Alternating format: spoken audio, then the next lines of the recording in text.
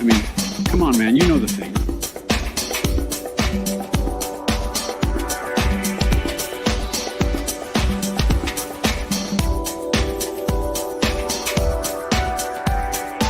Who else is a more patriotic American than these fine folks? I mean, other than maybe Colonel Sanders, because his chicken is tinger flicking good.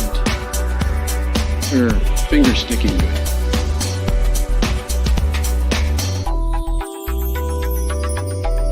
I mean, come on, man, you know the thing.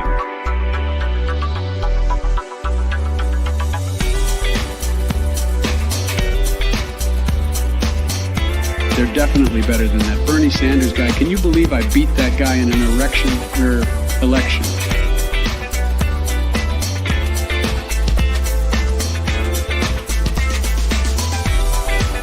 I am Joe Biden, Bo Jiden.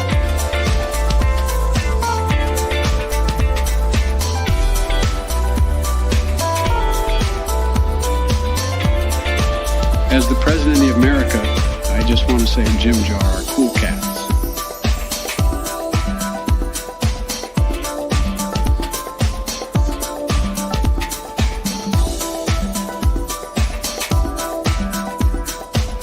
I am Joe Biden, Bo Jiden. I mean, come on, man, you know the thing.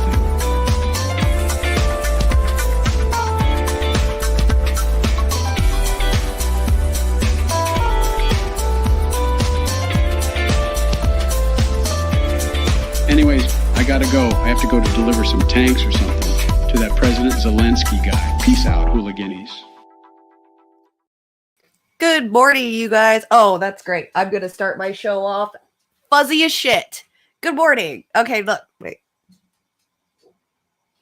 Are we good? I'm still fuzzy. I'm sorry, you guys. Good morning. This is as good as it's going to get today. I need to figure out a way to do my show later on in the afternoon so I don't feel like I have to wake up early in the morning every day because I fucking hate it. But oh well. Anyway, how is everyone doing? Ed, I saw your show yesterday. You did so good. I was so proud of you. I understand how Putin's puppet likes your show too, Ed. Stop, lady. Thanks, babe. You did really good yesterday. Like Warren says, it's really, really hard to be able to bounce ideas back and forth. Or, I mean, not being able to bounce back ideas back and forth, having to do it on your own. Trust me, I know it can be very, very hard to do this. So you did really good yesterday. And I saw you guys were talking and Jerry's all goodbye or said goodbye to you. And then you he plopped himself out of the StreamYard. And then it was just you and you were like, all right. And then the stream ends. I was just like, all right, that works too. So what's going on with my lighting today? Look. It's super bright outside today, so I'm trying to figure out my lighting problem. Because, see, the light outside is giving me, this blue side thing. And I don't know what to do with it. Oh, well, we're just going to leave it. What's up, Rick? Good to see you. Warren, what's up? Good to see you. This is so unprofessional. I'm out.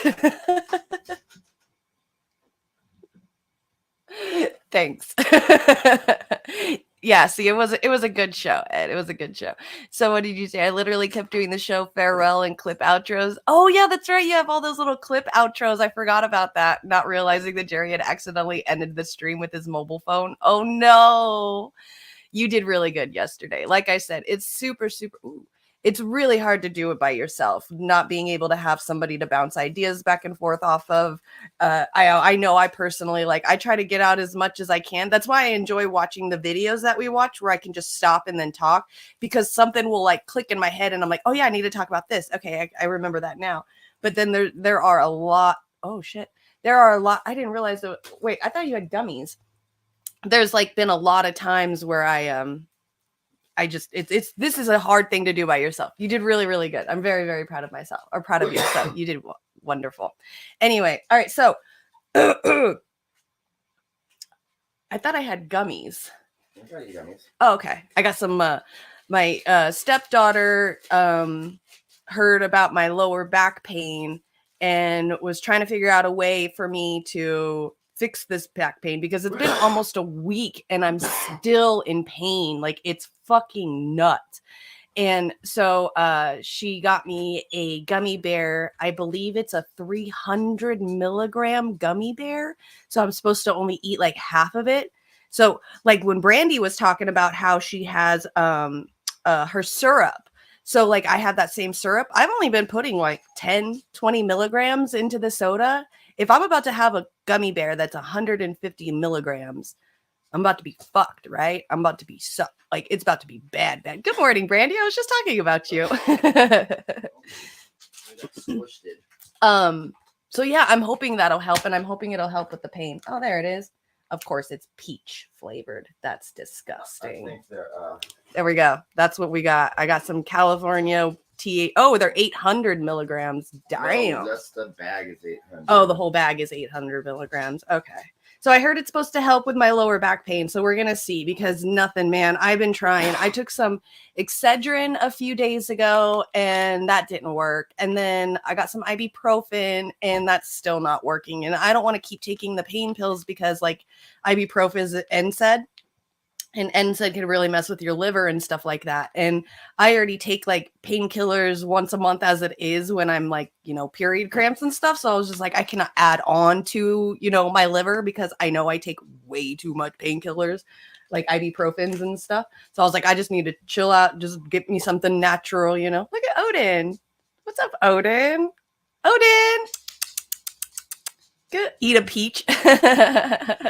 Eat a peach. I don't like Peach though.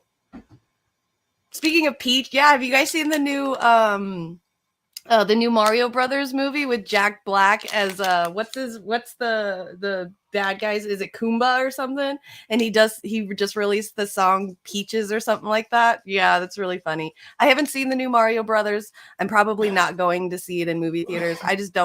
I haven't gone to the movie theaters in years because I'm a smoker. So like, I don't want to sit in a movie theater for 2 hours and not be able to smoke. And I don't want to miss anything in the movie because I'm one of those people that watch movies and I pay attention to everything. So I just haven't done it yet. I probably won't watch it until it comes out here, but I have to see it. I do have to see it because it has Jack Black in it. And I absolutely adore Jack Black. He's like one of my favorites. So he is amazing. I've loved him ever since he was a nobody in Tenacious D. And they used to do the best songs ever. Explosivo, Fuck Her Gently. There's like a lot of really good songs that Tenacious D used to do back in the day. You'll watch it when it streams. Yeah, same. I want to be able to get stoned and chill in my house and like, you know, get high and eat whatever I want. Like I hate going to a place, having to buy the food, sit in a certain spot, and then that's where you have to be for 2.5 hours. And I can't go anywhere, do anything, smoke anything. I can't do it. I'm like, no, I'm too grown up for this. I'm cool. Jack Black is in yeah, I heard Jack Black's in The Mandalorian. Lizzo has been sharing pictures of it on her Instagram. Apparently Lizzo is going to be Jack Black's wife in The Mandalorian. Because there's pictures of Jack Black like walking with her and like holding her hand and her sitting next to her on set in like their, you know, full on Star Wars gear and stuff. So yeah, that's what I heard is he's in The Mandalorian, which I mean, I guess I was thinking about that too, is like, I don't watch any of the Star Wars anymore. To me, after all these new episodes and shows and all this stuff, you know, kind of like what's happening with the Marvel universe as well. In the DC universe, how just a bunch of shows, just everything's just breaking out into their own shows and stuff. I just don't pay attention anymore. So to me, it's just like, it's kind of upsetting to see the glory of Star Wars and like the specialness and the smallness of it was like what made it, you know, like so amazing.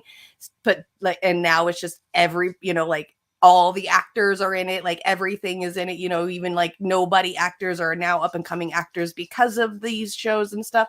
Like I'm on that side, but then I'm also on the side of, I'm pretty sure all these stars, like a lot of them, like Jack Black and stuff, grew up loving Star Wars, like being such a super fan, probably always wanting the, you know, experience to be able to be on a set of Star Wars or even be on the Star Wars set in like in the movies or in the shows or as a character of some kind. So I'm pretty sure this is a dream come true for a lot of these people as well. So, you know, it's a good little balance. Yes, it sucks that it's just so diluted now, but at least a lot of people are really getting the what do you call it? like that experience, like the dream, like fulfilling a dream. Like I've always wanted to be on the Star Wars set or in the Star Wars movie. Now these people are actually being able to experience that dream. So yeah. Take a bath in Epsom salt. I wish I could take a bath. I don't take baths. Baths are too long. I'm too impatient. Plus I feel gross taking baths. So I have to take a shower right afterwards because I feel like I've just like laid in my dirt for half an hour. And there's like, even if I like wash myself in my bathtub, I'm washing myself in the water that I got in when I was dirty. So what's the point? It's like washing yourself in dirty water. To me, I'm just like, even if I do take a bath, it's just to chill, relax or something. If I do want to waste like a half an hour to an hour, and then it's take a shower anyway. So might as well just take the shower and get it over with to me. Just saw the other day. Jack Black and the Mandalorian. Yeah. Been watching this series, Andor, really good so far. Okay. I haven't watched anything. I did start watching, I think I told, was it Warren? Maybe it was my friend Sally. I started watching the Attack on Titans live action film movie. But I'm watching it I'm watching it on TikTok, so it's in like 57 pieces or something like that, and there's no subtitles. So I'm having to watch the video in 57 segments, no subtitles, but the movie's good so far. I'm about like, I'd say episode 30 out of 57. So I'm more than halfway done with the movie. It's just like the talking, I don't know what they're saying at all. You shower first and then soak, dummy. See, but then what's the point? I would want to wash myself. And then once I'm done washing and doing all this stuff, I'm like, I just want to sit and relax and chill on my bed, dry. But yeah, so I just started watching that movie. No idea what they're saying in that movie. So like any of the talking back and forth when it comes to like the two guys or some, like the groups infighting and like the little drama between the people and stuff. Like I have no idea what they're saying. No idea what the little drama is. I mean, I kind of understand because I've watched some like TikToks of explaining it. Something about this guy was with the girl and then he thought that she died and then saw her later and she was alive and blah, blah, blah. So like, I kind of understand the drama aspect of the movie. I just don't know what they're saying at all. But seeing giant deformed humans eating people is probably the scariest thing I've ever seen. And I definitely gained a new fear. Giant human eating, tantrum throwing babies. That is the most terrifying thing I've ever seen in my entire life, for sure. For sure. Giant tantrum babies screaming with blood coming out of their mouth because they just got through eating a human and they're still hungry. That was really terrifying. So scary. He plays an eccentric, utopian society where it has to work, but if the droid stops, they can't survive. Helps and salt loosens your muscles. Okay. No baths for me either. Yeah, see. I forgot to put the Michael Hudson info. I know. I even wrote into the comments, like as soon as I got off the live stream, I went to the comments and put, great show. Thanks, everybody. Or great show today. Thanks, everybody. And I checked like 5 times yesterday waiting for you to comment. And you never commented back. But it's okay. It's okay. I forgive you. You're all right. You say hi, Miss Lady? You say hi? I got my my new vape today. It's pretty. It's gold and white. And it has a little J or a T or something on it. So it's for me, for sure. It's super fancy. Like really fancy. Hi, Miss Lady. What's up? She's wanting to say hi today. No baths. Okay. So let's get started on some news now that we've wasted 15 minutes. I didn't want to talk too much today, like too long. Lady, come the fuck on. I didn't want to talk too long today because in case I got some stuff we can talk about. And in case we run out of things because I talk too fast, there was a really good debate that happened too that we'll just watch towards the end if I run out of things to talk about I do eventually want to talk about it, but I want to break it down into sections so we can really, really discuss it. There was a really good debate that happened. I think it was this weekend or last week or something like that. And it was all on a debate stage, like just on a stage. And it was like a panel of people, but it was like a debate. And there was Destiny was on there. Luke Wazowski, I call him Wadowski, whatever his name is, from We Are Change was on there. They had Alex Jones ended up showing up on the panel like a little bit late, kind of crashed the panel, and it was really good to like to see them all talking, especially because like I don't really agree with Alex Jones or Luke or anything like that or Destiny, but at least I like respect the points of view that Destiny has to give on certain aspects. So it was cool because like Destiny seems to be like unafraid to debate anyone, and I really enjoy that. And he's still shit libbery, but at least he's not as shit libby as Vosh, which I give him that. Which was interesting yesterday. I ended up watching the rest of the ContraPoints Witch Trials of J.K. Rowling, and she just went off on Vosh yesterday. There's like a whole ass segment at the end of it just dedicated to Vosh being a dick, which I thought was really, really funny too. So there's been quite a few little things. I didn't want to get into all of that, like the Vosh versus ContraPoints thing, because it's just drama, and I know other drama channels are gonna find it and talk about it. I'm pretty sure Vanguard's already talked about it, so I don't want to talk about drama. But it was really good. If you guys want to check it out, just go towards the end of the video and you'll see it's, and then just go to Vosh's channel. And I believe he has watched it himself and has talked about it on his own channel as well, too. So Vosh is a creep. Yeah, Vosh is gross.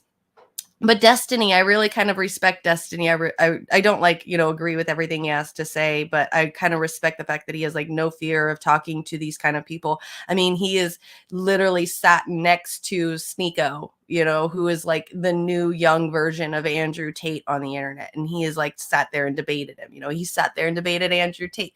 He sat there on this debate stage just this weekend with Luke Wazowski and Alex Jones, and debated them. I really give him respect for that. Like, he's kind of what I wish I could get myself to a point of. So, which I think it's probably with Destiny is just like he likes to hear himself talk. So that's pretty much that. All right, so let's get on to some news. Let's get into it. Yeah, so Vosh is a creep, absolutely. So if you guys want to go check that out, that was interesting. I probably won't be talking about that, but all right, so let's see here. Oh, yeah, that's right. So yesterday, both Vosh and Contra and Destiny heard for the evil war economy and Uniparty. See, I'll have to look into that. I don't know. See, that's the thing is like, I just watch when it comes to at least Destiny. I've only recently got into him because of like some really hard hitting points that he's made to certain male chauvinists, I guess you would call them, like Andrew Tate types or conservatives, things like that. But like I said, he is very shit libbery for sure. Vosh, I used to like him like a year ago or so, just because I was at a point back then where I was watching, Kyle Kalinske and the Humanist Report and the Rational National. I was watching those guys on like a regular, and I had gotten myself last year to a point where I had succeeded that intelligence. I don't, if you can kind of understand what that means. Like, to me, it got to a point when I was watching them, it just felt mundane and redundant, and I needed something next level of intelligence. And that's where I found Vosh at the time. And so I watched him. I thought he was, very talkative, very good debater, really good at talking, blah, blah, blah. And then I found out like, oh, this is just some kind of like egotistical, man manipulative type thing, it's like, I love to hear the sound of my voice. I love to hear myself talk. I got full of ego and I think I know everything. And I was like, oh, okay, never mind. Like, I don't. But that's the kind of like thing that you have to figure out when you're finding these types, because a lot of these, academic, intelligent type people that you watch usually aren't the best of the best people. They usually have an ego that goes with them. Imagine, you don't think the MMT academic world isn't full of egos, because I'm telling you right now, it is full of fucking egos. So, but yeah.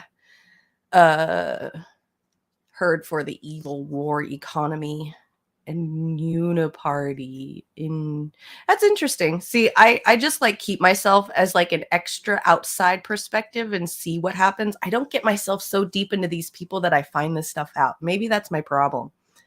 Your FK, lower back pain sucks. Could be an alignment issue or a pinched nerve. Have you tried a TENS? I don't know what a TENS unit is. I have no idea what that is.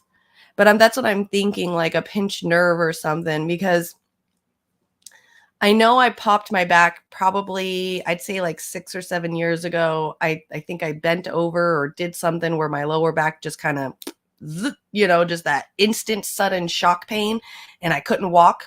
And so I was stuck on a couch for like 2 days with that. And then so every once in a blue moon, that pain, that nerve will just hit out of nowhere. But usually it's when I'm doing something. So like shoveling snow or doing chores or picking something up, and it's got picking too many things up, things like that, overworking my back. But this time, just like a few days ago when it hit, no reason whatsoever. I was literally sitting on my bed, looking through my phone to find news for the show, and just out of nowhere, bam. So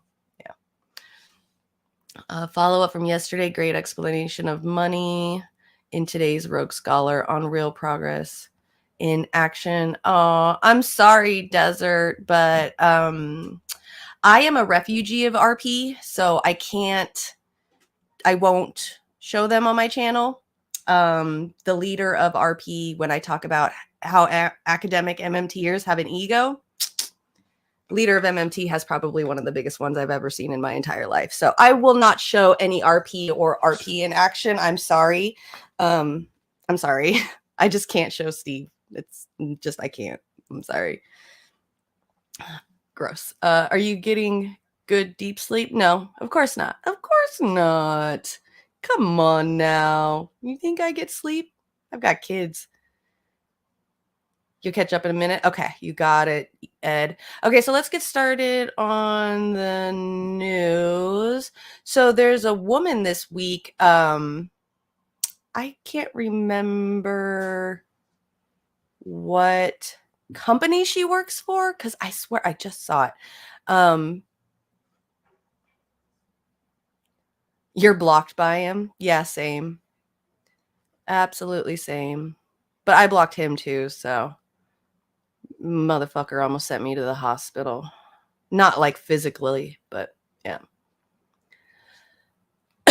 Okay, so I can't find it. All right, I'm gonna have to look for what company she is from, because the news talked about what company was she, or some kind of news article talked about what company she was from. But there was a CEO. So the CEO of this company, a good sleep does he'll. Okay, you're not asking you to show it, honest. Oh, okay. Whew. Thank you. I worry about that. Yeah, when you're a refugee from somewhere, when you hear that name again, you're just like, it kind of like, oh God, I haven't heard that in a minute. Jesus, made my heart drop. Okay. So this Zoom call that happened with some kind of CEO with her employees. So what happened is that she's canceling her employees' bonuses. And so this is, I guess the company, the employees are really having like, a hard time and like not being okay with the fact that she is not giving out these bonuses.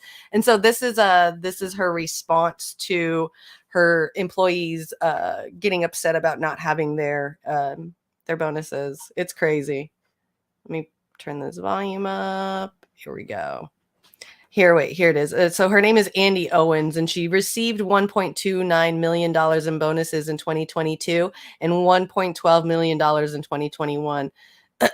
So she's received over $1 million each year in the last couple of years in bonuses, while she's telling her employees who are making roughly around $40,000 a year that they're not going to be receiving their bonuses this year. Check this. Questions came through about how can we stay motivated if we're not going to get a bonus? What can we do? What can we do? Some of them were nice and some of them were not so nice. So I'm going to address this head on. The most important thing we can do right now is focus on the things that we can control. None of us could have predicted COVID. None of us could have predicted supply chain. None of us could have predicted bank failures. But what we can do is stay in front of our customers, provide the best customer service we can, get our orders out our door, treat each other well, be kind, be respectful, focus on the future because it will be bright. It's not good to be in a situation we're in today, but we're not going to be here forever. It is going to get better. So lead by example, treat people well, talk to them, be kind, and get after it. Don't ask about what are we going to do if we don't get a bonus? Get the damn $26 million. Spend your time and your effort thinking about the $26 million we need and not thinking about what you're going to do if we don't get a bonus. All right? Can I get some commitment for that? I would appreciate that. I had an old boss who said to me one time, you can visit Pity City, but you can't live there. So people, leave Pity City. Let's get it done. Thank you. Have a great day. Look at the way that she's talking. Like, how disrespectful is that? We're going to go through it and we're Questions came through about how can we stay motivated if we're not going to get a bonus? What can we do? What can we the question is, how can we stay motivated if we're not going to get a bonus? do? Some of them were nice and some of them were not so nice. So I'm going to address This this is head real. on. Yeah. The most important thing we can do right now is focus on the things that we can control. None of us could have predicted COVID. None of us could have predicted supply chain. None of us could have predicted bank failures. But what we can So COVID, supply chain, and bank failures is what she's blaming on the fact that she can't give her employees any bonuses, even though she just gave herself over $2 million or close to $2 million each year in bonuses. I'm sorry, but the way that these companies have actually gained more or gotten more money in these last couple of years over the pandemic than any other year previously, like their profits are just through the roof. And then her, like, it's just greed. It's greed. It's greed. You can't sit here and blame all this stuff when it's greed. I'm hoping so. I don't know. can do is stay in front of our customers, provide the best customer service we can, get our orders out our door, treat each other well, be kind, be respectful, focus on the future because it will be bright. It's not good to be in a situation we're in today, but we're not going to be here forever. It is going to get better. So she's, don't worry about it. It's going to get better. Keep being the employees that you are, don't quit. Don't, pretty much just in a nice way begging them not to quit because she wants them to keep making money for her company. So, it's in a nice way of saying that, by saying, just keep doing what you're doing on a daily basis. Don't do anything different. Keep working for those bonuses, even though they're not coming. Like, this is what they expect of workers nowadays. And it's gross. lead by example, treat people well, talk to them, be kind, and get after it. Don't ask about what are we going to do if we don't get a bonus? Get the damn $26 million. Spend your time and your effort thinking about the $26 million we need and not thinking about what you're going to do if we don't get a bonus. So yeah, exactly. Regular employees who are barely struggling to survive, who can't pay their rent, who can't pay their bills, who can't pay their car payments, can't pay for food. Don't worry about the bonus you're not going to get this year.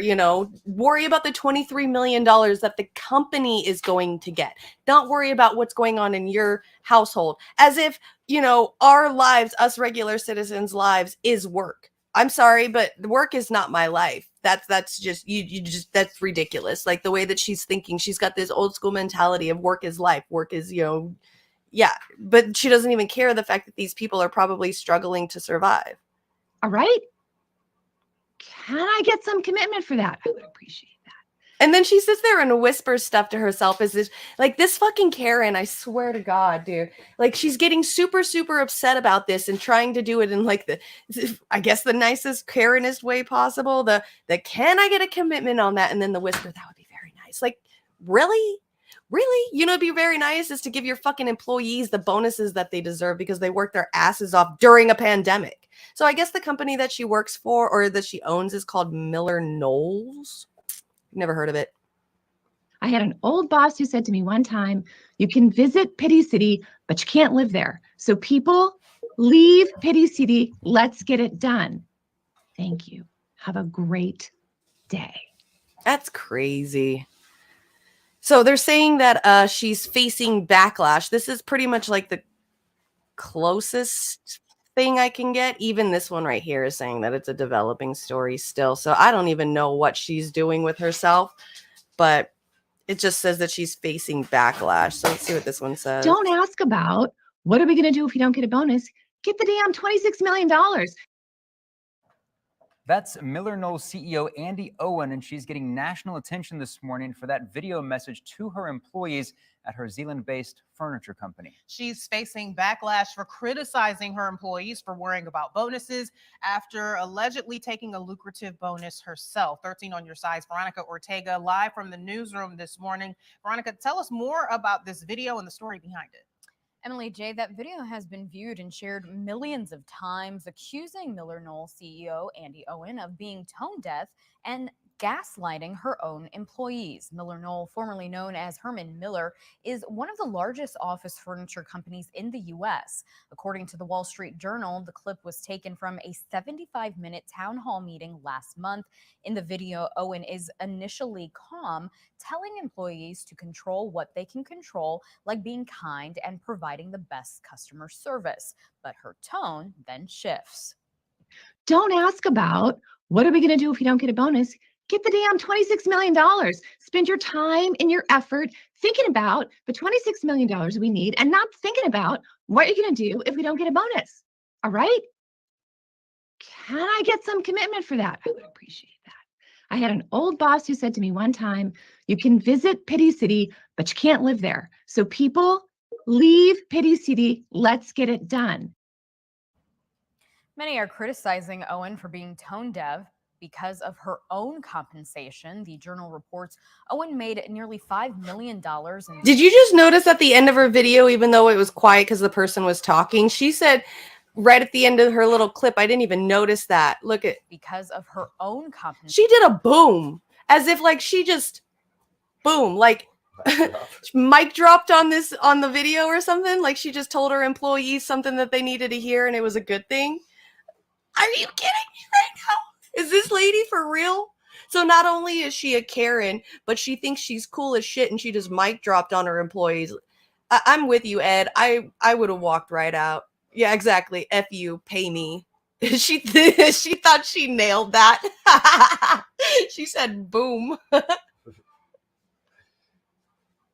Oh my fucking God. Owen made nearly $5 million in the fiscal year ending in May of 2022, including a nearly $1.3 million bonus. The current fiscal year ends next month, and a Miller Knoll spokesperson told the Journal no decisions have been made yet on bonuses. 13 on Your Side has also reached out to Miller Knoll this morning for comment, and we will bring you that update if and when they respond. In the newsroom, Veronica Ortega, 13 on Your Side. All right, let's see what Miller Knoll is. I'm kind of curious as to what they sell now.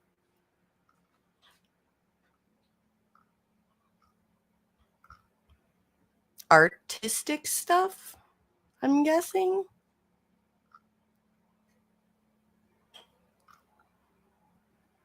What do they even sell? Like, I'm not even sure what the fuck they're selling.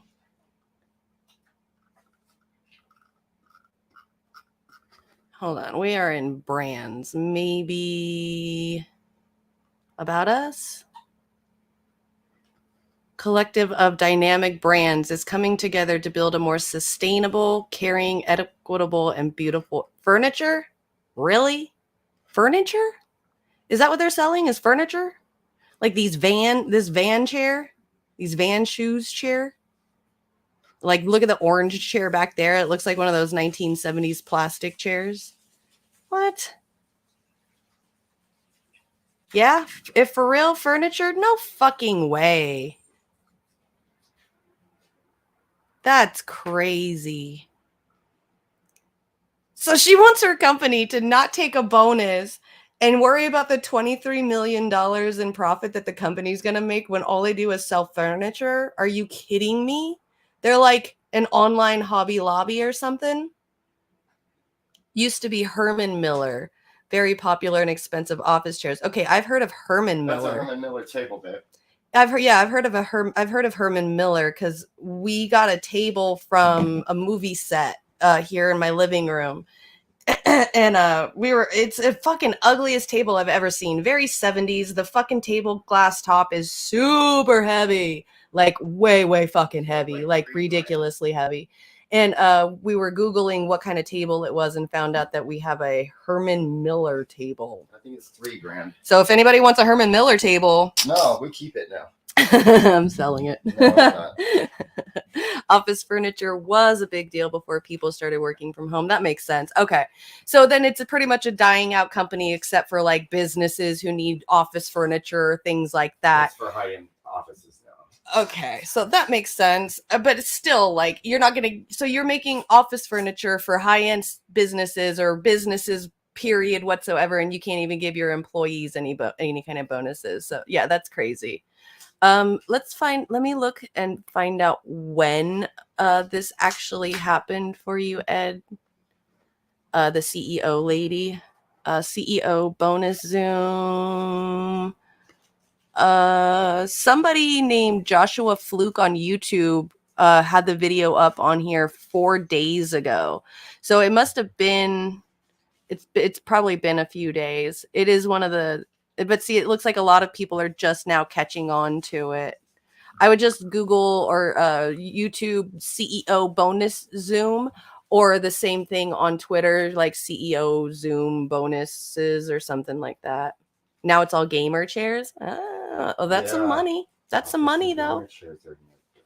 That's some money, because there are some gamers out there that are making a buttload of money. I mean, gamer chairs, especially like with PewDiePie, when he got his new chair, there was a bunch of kids like a few years ago that were all like, all right, let's start doing gaming chairs now. And all the YouTubers that were playing games were all getting their own kind of chairs. And now you can get your own gaming chair that's like specifically decorated for you and your own style and your own way. So that makes sense. You still need that stuff, but you're not going to have huge contracts for cubicle stuff. That makes sense. I'm not saying they are making them, but they'd be dumb not to. Very true. Very, very, very true. Yeah, it from what I'm seeing, like this person on YouTube shared one of the videos about it 4 days ago. So that's about as earliest as I can tell. So like right here, this person says 4 days ago. Oh, okay. So Herman Miller is, oh, damn. Yeah, and they're so comfortable. You can sit in it all day. Okay, Herman Miller is making some bomb-ass chairs. Yeah. Check out that chair. That's a gaming chair. And it's purple. I mean, they're still doing it. So yeah, you're right. Absolutely are making some really wicked-ass gaming chairs. You know, the whole Herman Miller store and okay. So it's a really rich, bougie-ass white Karen who doesn't want to lose on her profits and shit. That makes total sense. You have a gaming chair with a footrest. Ooh, girl. See, my gaming chair is either my bed or my couch. I do have a chair. Like when I was doing my little streaming over there, I have a chair, and it's a high heel chair. I want to use it as a gaming chair, but it's so like hard and it's in the shape of a high heel, so it's not very comfy and stuff. And you can like fall off to the left or to the right at any time, you know. So it's not very comfy chair.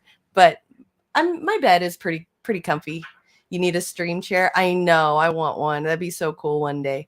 When we become famous and rich and famous one day, we'll get streaming chairs, all right? I will buy you a streaming chair, and it'll be pizza all over it.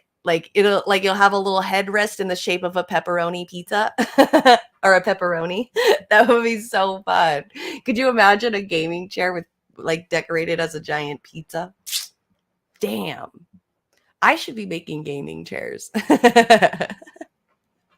Specifically designed gaming chairs for people. Okay, so let's get into the next news part. Here, let's do something funny. I want to make fun of his voice because I don't really care about this guy, but apparently Robert Kennedy is running for president as a Democrat, even though the Democrats killed off his great uncle. Thought that was pretty funny. But he is running for, he just announced, I believe this morning, that he is running for president. Yeah, I wanted to watch his little speech right here and kind of make fun of his voice. Does anybody know what's wrong with his voice? Why his voice sounds like that? If anybody can help me out on what is going on with this guy's voice. This is what is. Yes, good to see you. Thanks for hanging. Thanks for hanging out and coming. You're with working from, from working from home, you have to be comfortable with, yours was fairly cheap. Okay. This is what happens when you censor somebody for 18 years? What's up with his voice? And I want to know how he got censored for 18 years. Like, can anybody explain how he got censored for 18 years? And then also, what's wrong with his voice?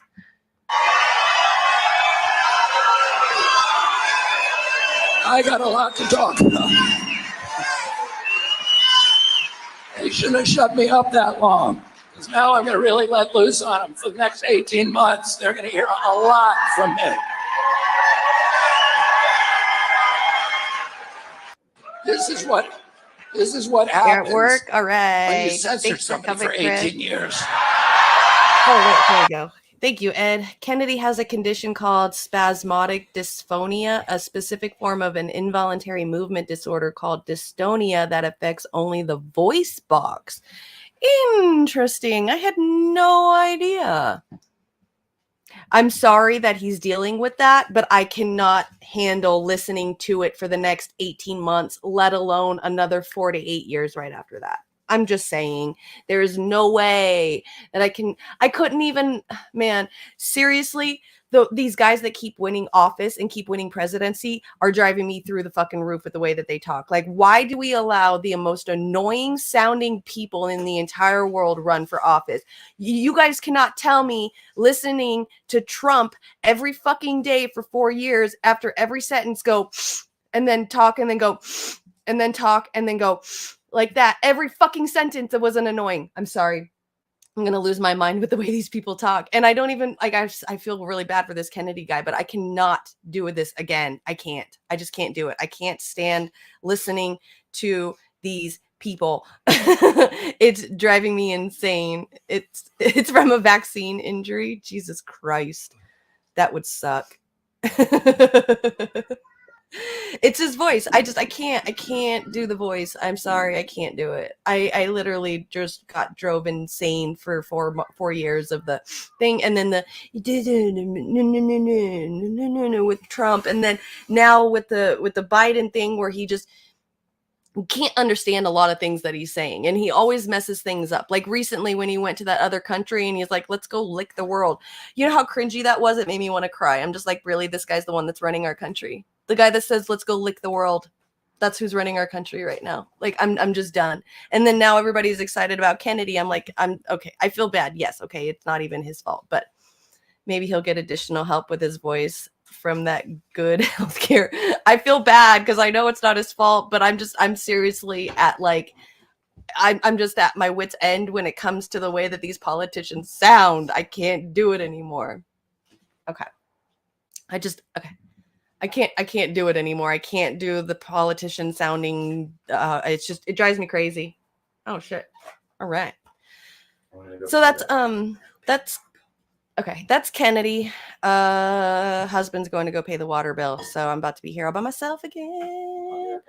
All by myself again, Miss Lady. 20 minutes, baby. I just gotta go to the bank. Okay. Miss Lady. Okay. What else do we got? Let's see here. Oh, so my friend was talking about yesterday. So there was a shooting in Alabama at a 16th birthday party. I know it's not like, it's just, I mean, obviously it's really sad, of course, I know it's just like another shooting, but my friend lives in Alabama. So like hearing her talking about it and stuff, I kind of got, treatment for it includes Botox injections. But my friend lives in Alabama. And so like whenever things happen in Alabama, I always ask her because she kind of gets like the inside deets on everything. Cause she's a bus driver out there. So she knows all the dirt on everybody. I mean, like there's even this one lady on TikTok that's like this country mama, who recently just had a son murdered not too long ago, like a few months ago. And she's super famous on TikTok. Very, very kind, very Alabama lady, talks really nice to you, really sweet. Well, Sally knows that lady. And so like I get all like the cool little drama when it goes on in there. And so RFK Jr. has been ostracized as an anti-vaxxer, though he isn't one. He's an I'm not like an anti-vaxxer at all, but you know, at least him going against the norms of the mandates and stuff like that, he's got one positive check mark on me. It just has to be a positive enough check, like a big enough positive enough check to where I can handle hearing his voice through it. That's my problem. Plus he's a Democrat, so I'm obviously not going to like him automatically. Just the sound of these people's voices kind of adds to it, you know. It's kind of like the guys over at Due Dissidence, Keaton, he sounds like a news reporter, like not a news reporter, a sports caster. So like somebody who's like, when you watch football and stuff, when you watch the live football or basketball and stuff, you know, those sports casters where their like microphone is like right next to their mouth, but then they've got this really low monotone voice with a little bit of peaks here and there. That's Keaton. Keaton to me sounds like I'm watching basketball. So so to me, sometimes when I'm watching, even if I do watch like the Due Dissidence guys, it's very hard for me to pay attention to what they're saying, because when I'm watching, like when I've watched sports before, I don't listen to those guys. Those guys' sounds just kind of tune out in the back of my head because I'm watching the game. And so that's what happens when Keaton comes on and starts talking. I just hear this, and I can't understand. Like, I mean, I know he's saying English, but it's so hard for me to be like paying attention to what he's saying, because I just want to, like, my brain automatically wants to put him in my background and try to watch something else. And I fucking hate myself for it. But it's the sounds. I'm a sound person. I'm obsessed with music. I have a huge obsession with music to where like it makes me feel certain ways. I feel like very different when it comes to music, how I feel about music, than like a lot of things in this world. So even hearing people talk too, like the sound of their voices kind of can make me feel a certain way. And for some reason, certain people's voices just make me lose my goddamn mind. So Botox can treat migraines? Interesting. I'm not a vocal racist. Here we go. Here we go. If he runs and loses in the primary, but then runs independent in the general, I would understand running as a Dem initially. That's kind of why I ran as a Dem initially when I was running, is because I knew during the primaries I could get a little bit more help as running as a Dem.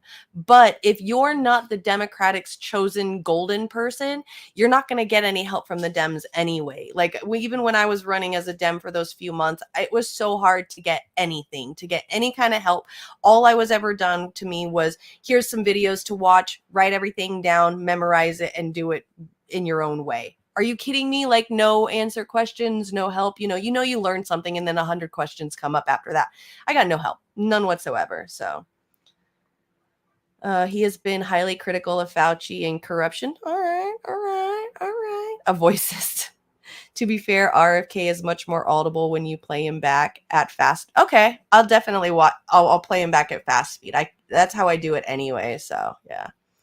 We can't tolerate voices. Cancel Jimmy. Y'all are too much. Way too much. Okay, I'm going to make y'all sit here and watch Brianna Joy Gray. Oh, I don't want to have to make you guys watch this stuff. This is so long.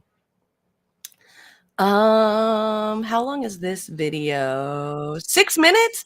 Okay, here, let's watch this. Okay, so Mansa, good to see you. Thanks for coming again. RFK wants the price of fuel to be $12.50 per gallon to force you into an electric car. Because I was trying to figure out, like, okay, so how are they going to force us into these electric cars? Like by 2030, they're saying. So I see like a lot of companies are just not going to make them anymore, but you still are going to have gas powered vehicles. There's still vehicles running to this day that are classics that are gas powered vehicles. So you're just going to get rid of, like, how are they doing that? Yeah.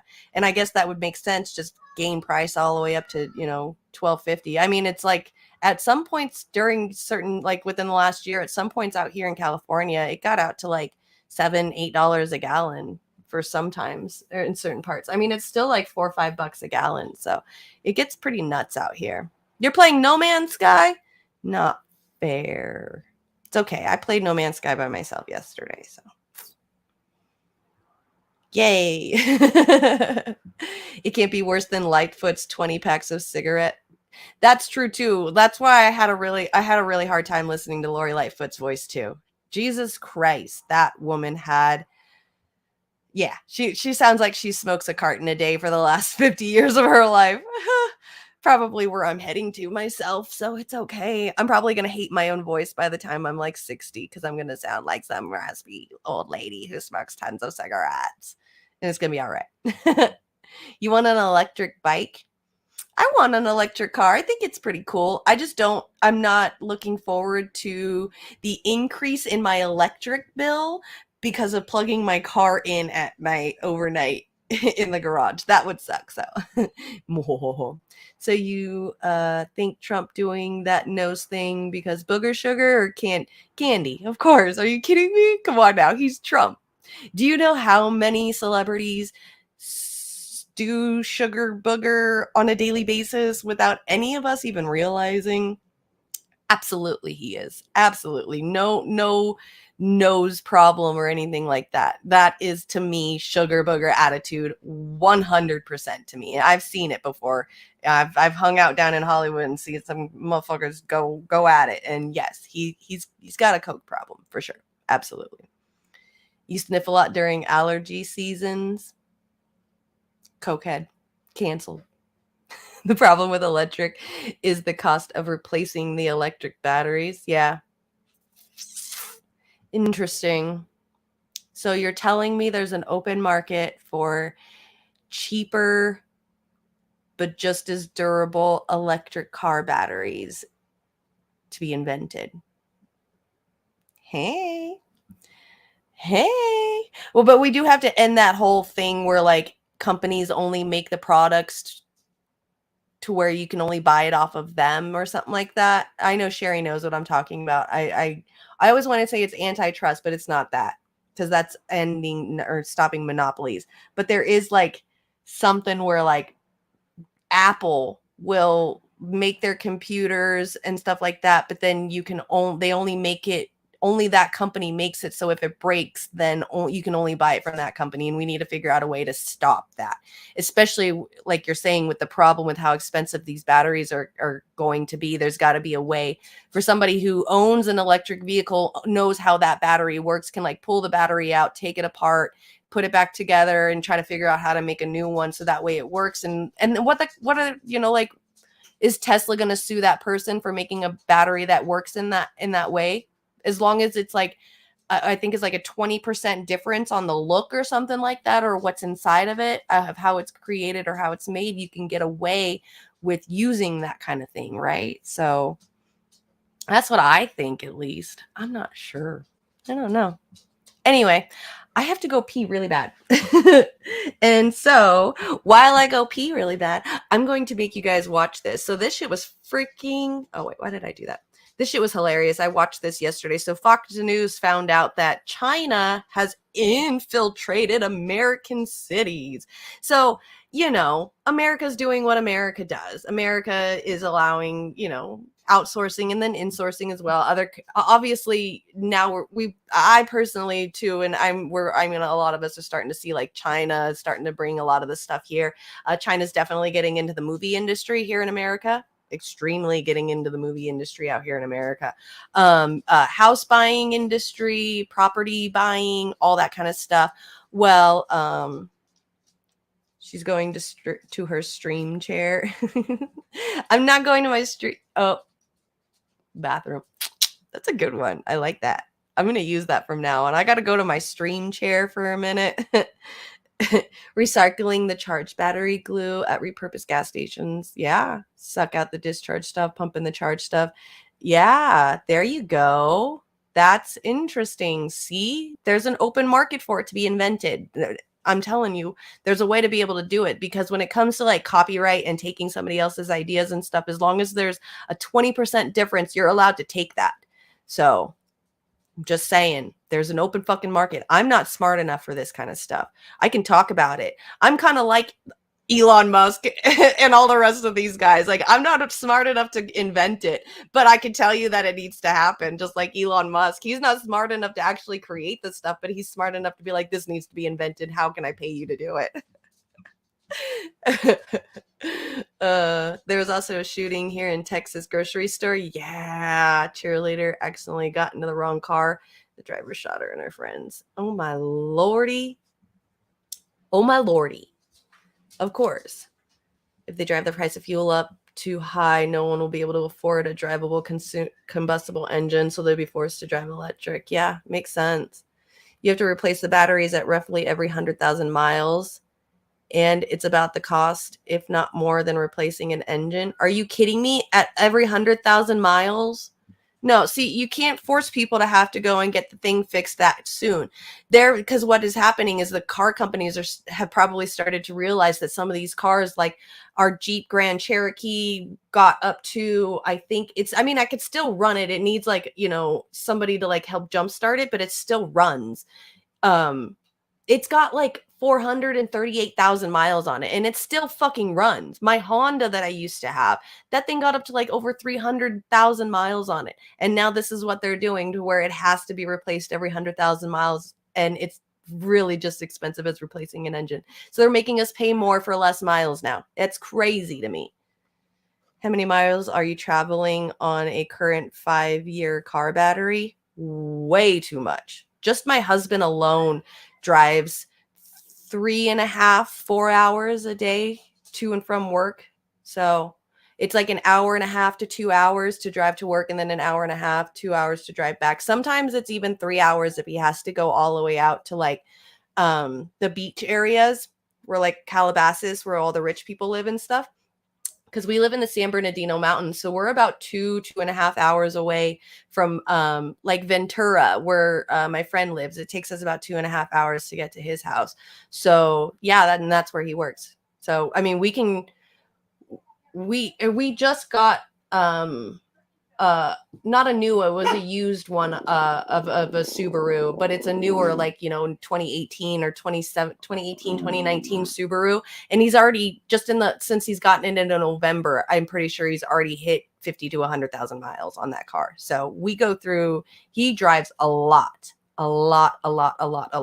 That's why we want to move closer to the city. So difference is you're powering the whole powertrain and not just the radio and lights. That's true. Depending on the vehicle, they have multiple batteries in them. Okay. You guys, I gotta pee. I'm literally about to seriously, y'all want to see me piss myself right now. That's what it is. Y'all trying to see me piss myself. All right. So anyway, with the whole China thing. So China, apparently Fox News and some people found out that there's a Chinese police station in New York, which I thought was really interesting, kind of funny. So what it is this Chinese police station is set up in New York to spy on Chinese dissidents. So people that have left China, moved to America because they don't, they're refugees. And so China is spying on, as if we don't do anything different. Of fucking course we do. I mean, come on now. The way that we're treating all of our journalists, like Julian Assange and Edward Snowden and stuff, we're no fucking different. But anyway, could be tied to the international wingspiracy. Wings. Go have a nice stream. Yes, thank you. Okay, here, let me put this on here for you guys so y'all can start watching it while I go run to the bathroom. Shop right here on American soil. That's right. That's what I said. The Fed's busting 2 New York residents for operating a secret Chinese police station in Manhattan and using it to spy on and shake down Chinese dissidents with orders straight from Beijing. The Department of Justice calls it a significant national security matter. Yet the suspects were out on bail within hours. China thinks it's all a smear campaign, but lawmakers warn this is just the beginning. This is absolutely absurd that the Chinese Communist Party thinks that they can set up their own police station in a place like New York City. They have no respect for us. They have no respect for this administration and its policies. It's about time that we do something about it. I mean, why do the Chinese need a police station in the United States? Why would we even allow it?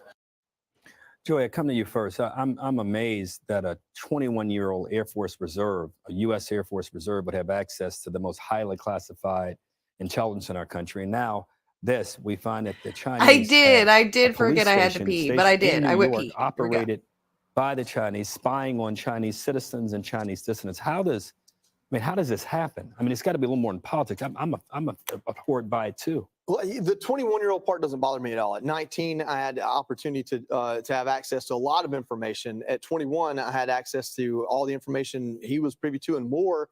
And what I do, I went to war and saved lives with it. So the 21-year-old doesn't bother me. It's what was his job, and are too many people able to log on to what they call JWICs, this system of information that if you know what you're looking for, you can go find it. But on this, I guess what worries me most is we live in a time where we're absolutely scared to death. Damn, we need critical thinking. I really like what you said right here because it's like pretty much humans, right? Is what you're trying to say. So he put in economics and industrial design, planned obsolescence, also called built-in obsolescence or premature obsolescence, is a policy of planning or designing a product with an artificially limited useful life or a purposely frail design so that it becomes obsolete after a certain predetermined period of time. So pretty much they're treating objects. I mean, yeah, I understand, that they're making things to break so that we have to continue buying it. But yeah, I was just trying to make the joke of like, yeah, they're pretty much treating objects pretty much how they kind of treat humans too. So, humans, objects, we're all the same. We're all just a commodity in this unfettered capitalistic world. Push that link. Okay. What did you do? What is it? U.S. citizens and Russian intelligence officers charged conspiring use U.S. citizens Oh, okay. Yeah, let's watch this while we sit here and listen to Fox News complain about China having a police station here. Death of how much the government will spy on us if they want to. But on the other side, it's like all these things happen right underneath their eyes and they just don't care. It has to be they don't care, or otherwise, why aren't they finding it? I mean, for me, this is just another layer in the cake of, hey, we should probably take this China thing a little bit more seriously than we do. I mean, coming out of the Marine Corps is making all the Marine generals mad by changing the Marine Corps almost wholly to fight China in the Pacific. I don't know. Maybe he's right. Maybe that is the next fight. Maybe we actually need to prepare for what's next instead of always playing catch up, which no matter who's in charge, it seems like what our government does. I mean, sometimes you get too spoiled and too prosperous to keep your eye on the ball. And I'm worried that's where we are. Dana, you have an opinion on this with the U.S. piece and the China piece? Well, on the China piece, so this is not new. And I also think that it's also not just happening in America. Our NATO partners are also having to deal with this because there are Chinese dissidents living all over the world. And so I think the congressman said, why are we allowing this? Well, we're actually not allowing that. That's why there was this investigation. It takes a while to put a case like this together to make sure it doesn't fall apart. Wow. And they found the two guys. Hey, quick side note, never buy Nissan electric cars. Jesus Christ, Brandy. Holy shit, that's expensive. Basically, it's a terrible shakedown situation. They will go and they will make your life miserable. They will threaten to take away your children. I agree, Monza. Take away all of your money. They're into exposure. They'll threaten to send you back to China. So then you feel coerced, and it's a terrible. I like to buy people's older cars. Like this 2018 Subaru that we have now is the newest car that we've ever owned. I mean, me at least personally. I have never owned anything later than the 2000s. Most of the cars I've ever owned was like 1980s cars. I really love 90s Hondas, especially like the hatchbacks and the little egg cars. The CRXs. I love 90s Hondas. Those are my favorite. So yeah, that's exactly what I do. Instead of going to a car deal place or whatever, I've always just gone to like somebody who's had their car, and is wanting to sell it, and it's already got lots of miles, and it's pretty much just, I buy it for a few $100s because it's just going to go to shit anyway. So I run it down to where it's, it's done for after a while. I have like the worst luck with cars anyway. Like every car, I swear to God, every car that I've ever bought has always had a head gasket blow. Like I swear to you, every fucking car has always had a head gasket blown. And so now when I drive cars, like I always look at that temperature gauge all the time because I've been just so traumatized by it. It's been the worst experience, but you're right. It's better, than at buying new cars over and over and over and over, kind of like what people do with iPhones over and over and over, buying a new iPhone. I mean, I still have my Samsung Galaxy S10. Okay. This is an S10. I think they're like 2, maybe 3 phones further than this now every year. So, and it still works. There's still free memory in here. The memory's not all used up. I could do pretty much anything with this stuff. But yeah, they just keep having you buy more and more and more and more new things all the time. So how it goes. And that's a cheaper electric car? Yeah, I'll never get a Nissan electric ever. That's just I mean, here, let me show it to you because this shit is absolutely insane, the price of it. Like, they even highlighted it for you. Look at this.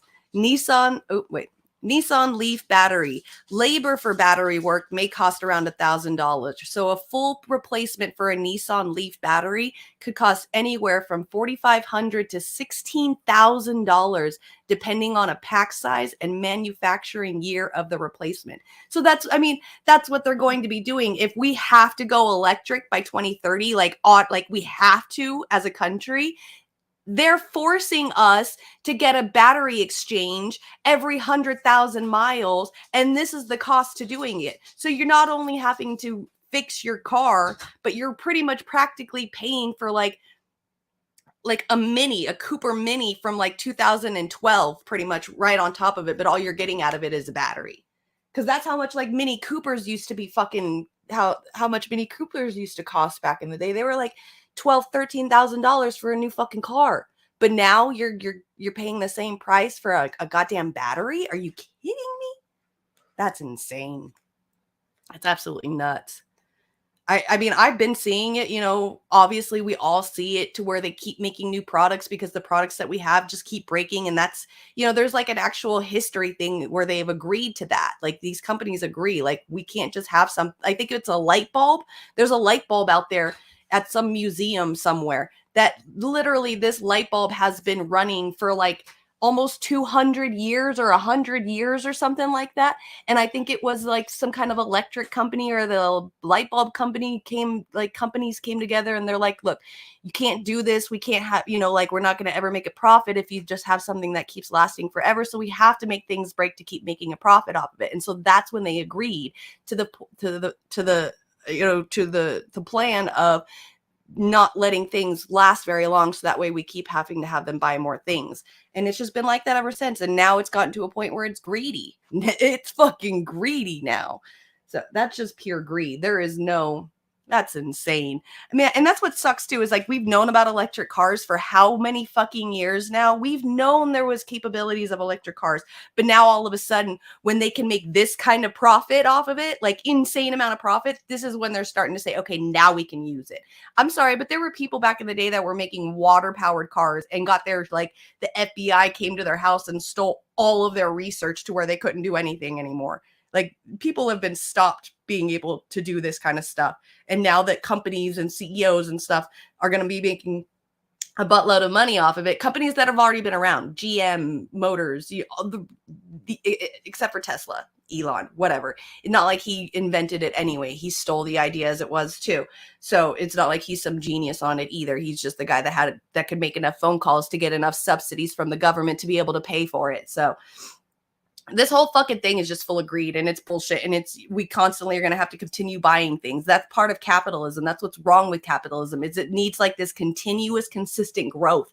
But the thing is that the people in it are not growing with that graph. The rich people are growing with that graph and we're being left behind.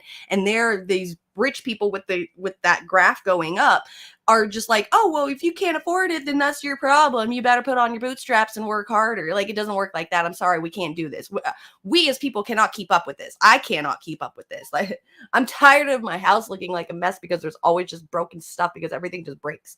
I know you guys are too, so I know I'm not the only one. You're cutting grass with the electric mower right now. You got an acre of land. Oh, cool. See, but that's cool. I don't mind electric mowers. You know, what's really funny is I was like, probably, I don't know, I'd say about 21 or 22. And I was out looking to, like, you know, getting into the acting experience and stuff, looking for like acting stuff. And these guys that were working for like the indie film thing were doing a short horror film called, what is it? It was like the climate change serial killer or something like that. Or like the eco-friendly serial killer, I believe. And he was a guy who was a serial killer, but he did things very eco-friendly, and he would kill people that were like doing things against global warming and, you know, like that. And so like my character in the movie pulled off on the side of the road in like the desert area and pulled out some couple of trash bags and like threw them in the desert you know, because that's what people do out in the desert towns is they just throw their trash bags in the desert. And so what happened is the guy, like, when I was getting back into my car after throwing the bags, I heard a sound. So I like, you know, like stood outside of the truck and like looked around and then got my head hit. And then I woke up and I'm in like this huge building, you know, broken out building. Anyway, I got killed with an electric chainsaw in that movie, which was way, way cool. Like I got my head chopped off with an electric chainsaw. So you know what? Electric mowers, by all means, have some fun. I'm all right with, you know, electric stuff. I'm cool with it. I'm way cool with it. I was murdered by an electric thing. So we have 2 electric push mowers. See, I don't have a yard, so I don't have any mowers or anything like that. I've got a snow blower and I've got a couple of shovels, and that's about it. That's all I have because I live in a mountain. So I live in like the national forest. So we're not really allowed to do anything except for when we've got to rake the pine needles, like what Trump told us to do. We've got to rake the forest for fires, you know, but that's about it. That's all we have to do. We don't have yards. So I've always wanted a lawnmower really bad. I really want one of those sit-on ones where you sit on it and then mow the lawn. I've always wanted to be a lawnmower person. I downloaded the lawn mowing simulator game and I have replayed that game 3 fucking times in the last few months. I am obsessed with mowing lawns. It is super satisfying. I don't know what's up with lawns and mowing them, but I really, really enjoy it. So yeah, definitely want a lawnmower. Ink equals battery. Electric cars are going to become the new home printer where the ink is more expensive than the car. That's so goddamn true. Oh my God, I didn't even think about that. You're right. They've already done this stuff with ink and printers. Of course they're going to do it with batteries in cars. Abso-fucking-lutely. I mean, they've already done it with the cars before because like I said, my horror with cars is head gaskets. With the first time I ever blew a head gasket, I asked them like, well, what's a head gasket? And they're like, it's this little lid thing on top of this engine piece. And I'm like, okay, so it's a little head gasket. It's like a piece, right? It's just a little piece. That's all I need to do is fix a little piece. And they're like, no.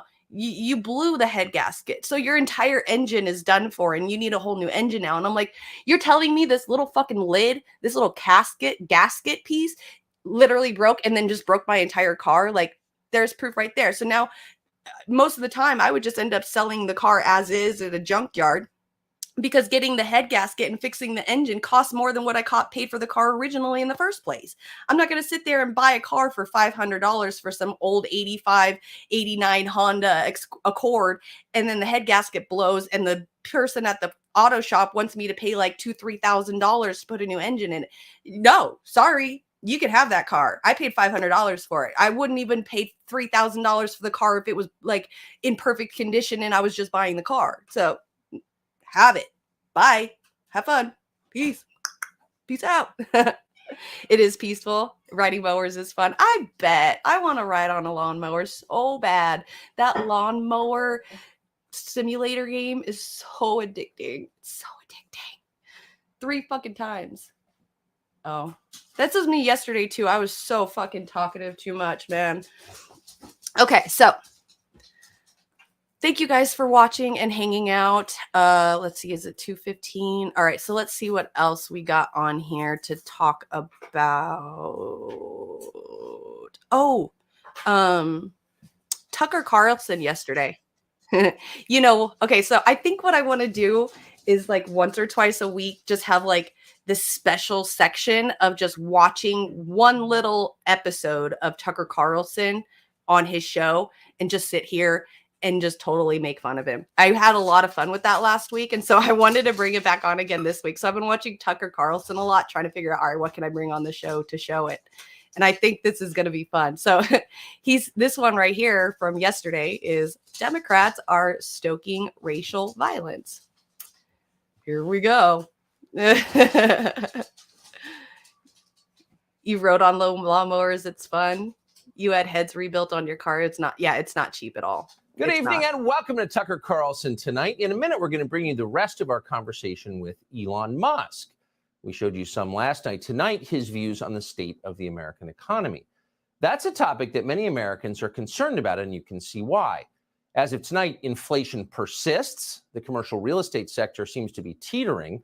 The US dollar continues to lose its value. So key economic indicators are, as they say in the market shows, worrisome.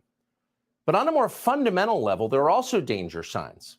When young people are told by their leaders that work is a scam and that stealing things from other people is a human right, how do you think your economy is going to look in 10 years? How about your civilization? The answer depends in part on just how much idleness and theft you put up with. Any society that cannot declare unequivocally and with confidence that stealing is wrong has no future. When you let the mob loot, you are doomed. This is why we used to shoot looters, not because we hated them, it wasn't personal, but in order to defend the foundation of all that we have, which is private property secured by law. Without that, we would be living in savagery and chaos. In Chicago, they already are. This is what America's second largest city looked like this weekend. Here we go, Ed. Here's him talking shit about your peeps out here.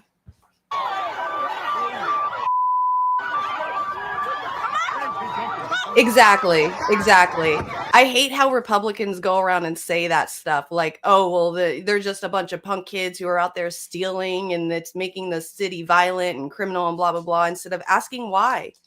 I think they were saying something a lot. I don't know if it was in this episode or if it was another one, but they were saying that these kids were like doing it because I know you said yesterday it was a trend, but somebody was saying that it was like these kids are hungry, and it made me think like, did they end school lunches? Like, is this another reason? Right? Keep Chicago out of your mouth. Okay, Jerry, we'll be talking more about it on Friday. Okay.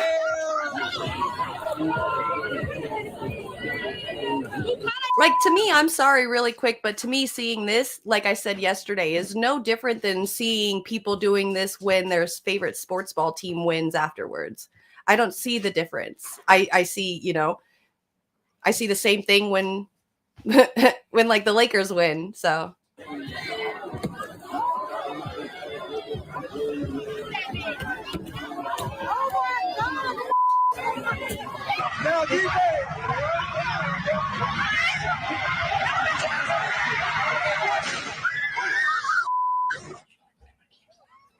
There's no point to that. Nobody's benefiting. What you're seeing instead is civilization unraveling, unrestrained violence and destruction, effectively unchallenged by government authorities, the mindless breaking of things, the rage of stupid children. If you let that continue, there will be nothing left standing. Most people don't need to be told that. It's so obvious. It's intuitive. Would you let your kids set fire to the living room? Probably not. I said that yesterday. So, okay, a bunch of kids did a ruckus out in Chicago. Like I said yesterday, like he said, they're saying that these kids don't have like parents that are, being parents to them. I'm pretty sure like half of those parents are probably like beating those kids over the head. Like, what the fuck were you thinking, dumbass? The new mayor of Chicago, who is an ideologue and a racist, understands that these stupid children. Oh, apparently the new leader of Chicago, the person that took Lori Lightfoot's spot, is apparently Tucker is a racist. Are his militia. When they destroy what others built, he becomes more powerful. Their destruction has a political use, and so he refuses to criticize them. They're stealing because they're hungry, he told us, like these were the widows of Richmond during the bread riots. Right. So, like, see, he said that they're doing it because they're hungry. Explanation. I don't know. Is that the answer? To loot because it's a form of reparations? To loot because that's how they can eat? The real answer is, how do we make sure, the question is, how do we make sure that people can eat? Look, no one is going to condone, behavior that quite frankly speaks to a level of desperation. So you're not condoning looting. I'm saying that people are acting out of desperation. We don't want a society that is acting out of desperation, but you have to pay attention to the cries that people have. So you're not condoning looting. There's no way to embrace that. What I'm saying is, you can't condone the looting that corporations continue to do every single day when they take tax dollars from black, brown, white folks all over the city of Chicago so that they can turn a profit. Yes, they're trying to eat because starvation is a pressing problem in Chicago, but it's not. Obesity is a pressing problem in Chicago. About a quarter of Chicago high school you hear students this? are overweight. So because these kids are hungry, at least in this perspective, these kids are hungry and are out there protesting. And what does Tucker Carlson say? These kids aren't hungry because Chicago has an obesity problem. Are you kidding me, Tucker Carlson? How fucking dare you? All right. You should be arrested by the fashion police with your stupid little outfits that you wear and your haircut and your fucking face. All right. Fuck this fool. I cannot believe he even said Chicago has a goddamn overweight problem when these kids are at least in this scenario, these kids are out there protesting and doing this because they're quote unquote hungry. How dare you? You think what, they're just going to sit there and eat each other alive and they're okay? Like, that's it. Just go ahead and out there and just start eating each other. Y'all be fine. Cannibalism is not frowned upon in Fox News. So gross. Yeah. False narrative. Exactly. Yeah, he's a trust fund kid. Tucker Carlson will never, ever, ever understand what it means to be hungry. Never understand that. Tucker be feeding lies. What's up, Mr. H? Mr. H. They join the overwhelming majority of their parents. Obesity is the problem. The shortage isn't of food. And as if to prove the point, the same mob the mayor just defended reportedly tried to break into the Art Institute of Chicago. There was no bread in that museum, only Chagall's and de Kooning's. So these are not people who are trying to feed themselves. These are people who are trying to destroy civilization, destroy There a we go with museum. the, like you were saying, yeah, like the false narrative. He's saying these kids aren't doing this because they're hungry, because they're out there breaking up stuff in museums. So they're not out looking for bread. They're out there to destroy stuff. I want to ask somebody, what's up? Okay, hi, Miguel, or Mr. H. I want to ask you guys, please tell me in history when we were fighting to get justice as Americans, please tell me when we did it really nicely, when we actually got our way in America. Like, women's suffrage or civil rights, did women and people of color go to the government and, please, Mr. Government, can we please have equality? That would be really kind of you. Thank you. And the government's like, oh, wow, you came to us and you said that really kindly and professionally. I really appreciate you. Yes, we're going to give you all the equal rights that white men have. No, the fuck they didn't. So you're telling me that, well, at least Tucker is telling you that violence, these kids are not hungry because they're breaking down or breaking up stuff in a museum. So that means they're not hungry. But I'm sorry to tell you, but we're not going to get our way by being nice and asking politely. People have had to make a statement, make, something happen to where something can get changed. I don't want to sit here and be like, violence is right or anything, but violence is what always got us to a point, at least where we need to, at least people fighting back and getting angry and coalitioning and using the correct words and verbiage. Like, just the way that he like straw mans this whole thing and like gaslights you into believing the things, man, he drives me absolutely insane with the things he does. Yeah, hat pins, Boston. Exactly. Their Boston Tea Party is a great example, Exactly. Perfect. Thank you. Thank you. Thank you. Right? Please, sir, I'd like some equality. A symbol of our evolution. A symbol of our shouldn't evolution. lie about this. Yes, the symbol of American evolution is, to him at least, is obese minors breaking down a museum because they're hungry. That's his evolution of America. That's how he sees it, and how his people are going to see it because he told them that. It's very obvious. And if you let it continue, you're done. But Chicago's leaders are lying about it for political reasons. This makes them more powerful. Destroying things that other people built, that previous generations created, makes this new generation of vandals who add nothing more powerful. That's the whole point. A state senator from Illinois called Robert. Thank you, Chris. Thank you so fucking much for saying that. Absolutely. Total irony on their part. The descendants of those who committed genocide, embraced slavery, enacted Jim Crow laws are crying about the supposed downfall of their perfect society. Ah, I love it. I love it. They're literally like projecting their own snowflake complaints out there. No wonder they came up with the term snowflake first, is because they're the biggest snowflakes out there. And what sucks is like they don't want to be called snowflakes, but they're doing it to themselves. They're acting like it. The whole woe is me, I'm a white man, and people are starting to get a little bit more equality and are fighting for the equality, so them fighting to be equal to us is taking us and bringing us down. I'm sorry, but if that's how you think, then your superiority complex needs to fucking get shot the fuck down. I'm sorry. Take one of those guns that you've got out of all the fucking guns that you have in your closet or in your grandma's basement or whatever, and pull that ego out in front of you and just shoot that thing down, because your privilege is done for. Like, people want equality. You can't keep fighting this as a right. I'm with you. I'm just over here fighting. Hugely, exactly. I'm over here fighting with myself right now.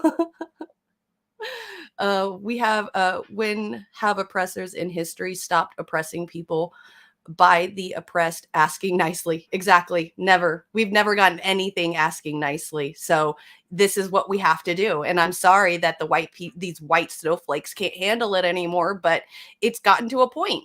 Sorry, you back somebody up into a corner long enough, that fight or flight is going to go away and the fight is going to kick in and they're going to start pushing back.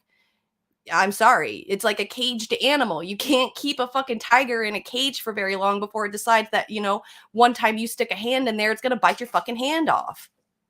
Sorry. Yes, metaphorical shooting of egos. No real guns. Take that privileged ego and shoot it. Not real life shooting anyone, please. Peters called the riots, quote, a mass protest against poverty and segregation. Right. Chicago's outgoing mayor, the destroyer Lori Lightfoot, agreed. Watch. The vast majority of the young people came downtown because it was Here's that voice, Ed. I swear to God, her voice. That's the voice. That raspy voice drives me fucking crazy. Of course they would have Lori Lightfoot on here. Of course they would. Weather and an opportunity to enjoy the city. That's absolutely entirely appropriate. There are a few that came with different intentions, and they have and they will be dealt with. But I'm not going to use your language, which I think is wrong, to say there's Maine. That's right. Don't even listen to me on what's going on with Chicago, because I'm just sitting here making fun of Tucker. If you guys really want the inside scoop of what's going on in Chicago, I'm telling you, Ed Heller and Jerry on Chicago Corner, that is where you guys want to go. They have like so much of the good inside scoop of Chicago. You really want to know what's going on? Go watch them. I'm telling you. And I hope to see you guys all there this week too. So Friday, right? 5:30. Gotcha, boo. Right. So you can bet that none of these destroyers will be hunted down like animals like the protesters on January 6th have been for over 3 years. Their lives won't be destroyed. Their families. Yeah, right. The upside down birth rates of Americans. Have you been here? I've been hearing that recently too. Like, America doesn't even have the largest population in the world right now. Like, it's actually India and China are beating us right now with the population. And then now they're starting BRICS too. Like, we're fucked. America and NATO is so done for. It's so fucking funny to watch.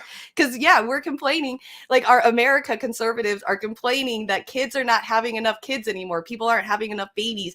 But who the fuck is a citizen and wants to have fucking kids in this environment? Nobody. So you're going to sit here and tell us to have more kids?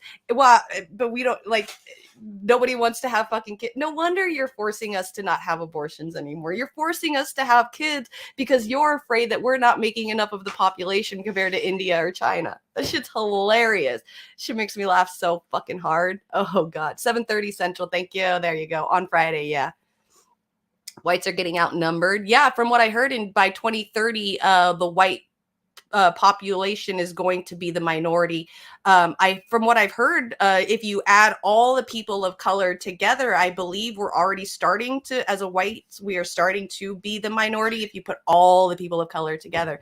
But yeah, I heard by like 2030, we are oh, well, that's what this country is built on too. Like this country is so built on diversity. Like our Statue of Liberty says, you know, bring your weak and your huddled masses here and we'll take care of them. Like we're born for diversity and, you know, people coming from other countries to come here to find a better, quote unquote, better future and stuff. Like, yeah, that's what our country was based off of. It was supposed to be off of diversity and equality and stuff. So it's so funny to see like the capitalistic human aspect of the country is still so embedded in like the racistness of the 1800s, but like the land and the culture itself is like evolving into the way that it was supposed to, right under the noses of these like white superiority people, and they can't handle the fact that it's happening. And you're just like, I'm just sitting back here like this is kind of what our country was supposed to be about without you bringing all this superiority and shit into it. So yeah, exactly. Good. Good. The rich minority. I like that show, South Side. It's funny and based in Chicago. Okay, I haven't seen that. I don't have HBO. If anybody has HBO Plus, I would really love to be a part of that. If you could add me, because I really want HBO Plus. I heard they're coming out. Oh, I'm going to give myself away again. They're coming out with the new Harry Potter series on HBO soon, and I really want to watch it because I've read the books, I've seen the movies, and I heard that the series is going to have more of what the book stuff is that they left out in the movies. Out of the books, and I really want to see that, like seeing Hermione fight against slavery of elves in the school. I want to see the guy in the picture that like causes a ruckus. I can't remember. He was like really popular in the books. Everybody really enjoyed him. But when they put him in the movies, there wasn't any of them in the movie. He's like one of those picture frames that talks and stuff, but he likes to go to other picture frames and start shit. And he's a really funny character in the books. So yeah, if you got HBO Plus, hook it up. Oh, they changed it to HBO Max. Oh, okay. Well, if anyone wants to hook it up, I don't want to have to buy it. I'm so cheap. Okay, missing the latest season of Doom Patrol. They won't be banned from Airbnb. And yet, of course, what they did is far more destructive to our society than anything you saw in Washington in January of 2020. Exactly. There was all that. Yeah, exactly. There used to be all this great rhetoric about the great melting pot when I was a kid. Sorry. That's what we were doing. Hi, Lawrence Johnson. Nice to meet you. Thanks for stopping by. Their behavior is encouraged. So what happens if you encourage this kind of behavior, if you cheer the mob rather than restraining the mob? Well, ugly and totally inevitable things will happen. Productive people will flee, innocents will die, and ultimately you will get from this mob racial attacks. All of that is happening in Chicago right now. All of it. Watch this woman surrounded and beaten this weekend because of her skin color. Because of her skin color. Now we're gonna watch this video. I saw this yesterday. I don't remember. I think it was Shake and Bacon shared it and was like, just kind of like listen to what they're saying, you know, blah blah blah. Really pay attention to the video, that kind of thing. So I'm not sure if this was a fight or like they beat this like white girl right here up because of no reason. It looks like if you slow down the video, she like. There's a guy right here with like a green hat or something, and that's behind this guy's head. And it looked like what she did is she like grabbed him by his collar or his shoulder, and she like threw him up against the wall. And then that's when everybody started like, you know, attacking her, which, you know, if you look at it through a different perspective, through different eyes than just, you know, she was attacked because of the color of her skin, you know, what about the longer history of this? You know, like how much of Karen's been screwing over Black people, you know, the white woman tears. Look at what happened to Emmett Till. You know, he was murdered because a white girl cried for no reason, cried wolf, when it ended up actually being a lie, which the girl who got Emmett Till killed is still alive to this day. Okay, and Emmett Till was hung. He was a little child. He was a boy of color. So, you know, the history of this. And so finally, you know, they're out there running amok, and it looks like this Karen just couldn't handle what they were doing, and she's trying to tell this boy off, and they were like, oh hell no, we ain't dealing with this. So let's watch this video. I don't want to sit here and be judgmental about any of this stuff with it, because we don't know the story behind this.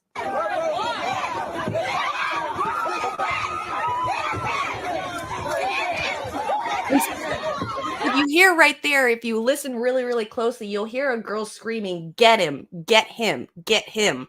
So if they were saying get him, then maybe these girls were saying to stop the guy from hitting the white lady. It's very, very confusing, but Tucker is going to completely ignore the part where these girls were screaming, "Get him," and just talk about how this woman was attacked because she was a white lady.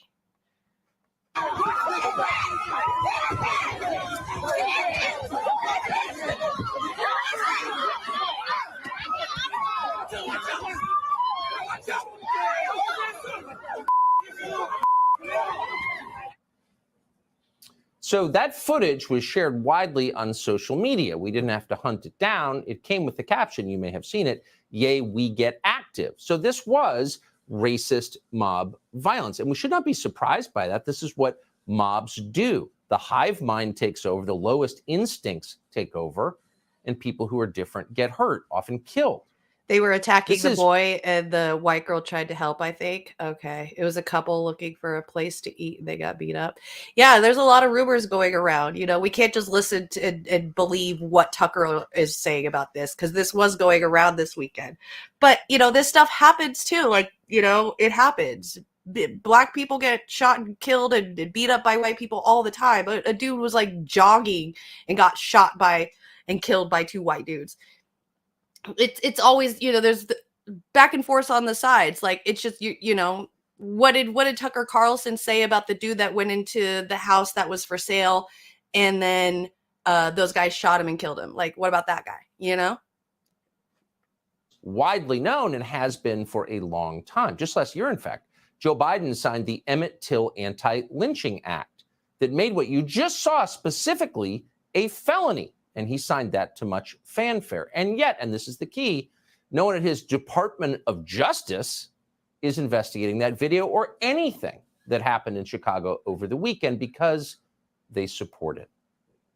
Democrats approve of racial violence. They are stoking it everywhere. No, it's not your imagination. They want race hate and violence. Today, Joe Biden released a statement about a young man called Ralph Dahl, a teenager, a black teenager who was shot after showing up to an elderly man's house in Kansas City. We don't know the details of this. There is much we don't know. You hear that? So remember we were talking about the news story yesterday, how the guy was arrested and stuff like that for shooting the kid who knocked at his door. This black kid got shot by a dude because the dude thought that this kid was going to rob his house because he was black. All right. Like, you know, like that was like the guy thought that he was going to shoot up his house. Like that. I mean, to me, that was a type of racism. But when Tucker Carlson talks about it, you know, this is what he says. Like, this is his words on it. Shot after showing up to an elderly man's house in Kansas City. Right. We don't know the details of this. There is much we don't know. There's much we don't know. He said this yesterday after the guy was already arrested. I watched this last night. It was released like 2 hours before I watched it last night at like 11 o'clock midnight. So this was last night, yesterday afternoon, that he did this show, and the guy was already arrested during then. But he doesn't want to talk about the specifics of what happened with this scenario because it's white on black crime. But he'll talk about the black on white crime that he thought he saw with that crowd. And of course, we feel for anyone who was shot, including this teenager. But the White House didn't pause for a moment before drawing conclusions from this sad encounter and using those conclusions to further divide the country on the basis of race. The president, if it's based off of race because it's against a white guy killing a black person, it's dividing the country. But if it's a white dude supposedly getting beat up by black people at Chicago, it's a mob. This country is, you know, horrible. It's the Democrats' fault. They're starting to, you know, divide the country, and they want violence because it brings them more power and they win. I don't understand how people don't see that. Like, how are people's brains not connecting these two exact these two scenarios together that he's saying himself, and not putting two and two together and seeing the omitting on each side to get the point across that he wants. It's crazy. said, and we're quoting, "No parent should have to worry that their kid will be shot after ringing the wrong doorbell." Well, that's demonstrably true. But of course, the president is saying this in order to further divide the country along racial lines. No, and to tell a story that is, in fact, not supported by the facts, which is that black teenagers are murdered by elderly white people just for showing up on their doorsteps. Ralph Yarl, thank heaven, did not die from his injuries. He was just released from the hospital. But these kinds of mistakes do happen, and they're always sad, assuming this was a mistake. Again, we don't know all the details. So if that was a mistake, then so was that lady getting beat up. Sorry, Tucker. You can't do one without the other. Sorry. Everything's a mistake. It's nobody's fault. Same weekend, We're going with woman Tucker's called view. Caitlin Gillis was shot and killed after her friend turned into the wrong driveway in upstate New York. A man shot her dead in the passenger seat. But there was no statement from Joe Biden and Kamala Harris about this, of course, because Caitlin Gillis was white, and therefore her death could not be used to further incite racial conflict that benefits. I love how he blames the Democrats for the same thing that he's doing. For real, like, come on, dude.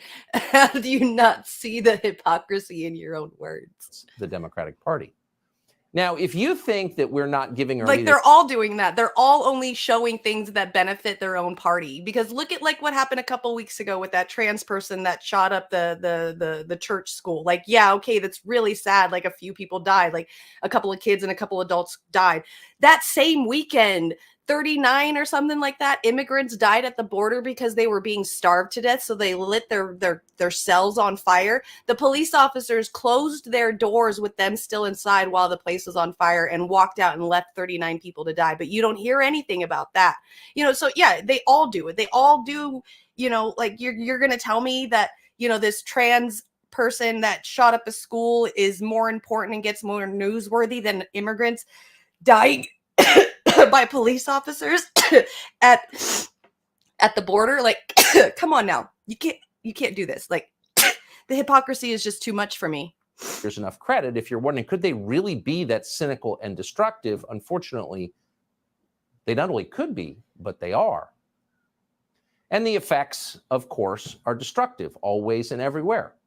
Over the weekend in Compton, California, needless to say, a Democratic Party stronghold, it's not hard to imagine a future in which there are no more gas stations. Because in California, mobs apparently can just walk into a store, including a gas station, and So apparently America's gas stations are crumbling and they're going to go to the ground because one store in Compton got raided by a bunch of fucking crazy kids one night at a gas station. Are you kidding me? This guy is kidding me, right? And what makes me so mad is he gets so mad about the fact that these kids are doing this, not fully real, like not even telling us the fact that these businesses that have this stuff, like if you're selling Budweiser and shit, then obviously you have insurance. Most companies, so like when you're younger and you become a professional, like I did, professional thief of stores and stuff, you end up finding out that a lot of businesses have insurance that covers theft. So whether or not you steal from that place, their insurance is going to cover whatever is stolen from them. Just saying. So we sit here and we say like, oh, this business got taken over by a bunch of kids. And like Tucker is saying, like all groceries or gas stations are going to go to shit now in America because of this one scenario, not admitting the fact that this company, this gas station most likely has insurance that covers theft. So whatever financial burden is going to be upon them, their insurance is going to cover this. That's what really pisses me off when they are doing, like, when they talk bad about riots, like when Black Lives Matter went and like stole stuff from like a Target or something. Target has insurance for this. Like, they're literally going to be covered for everything that has been stolen.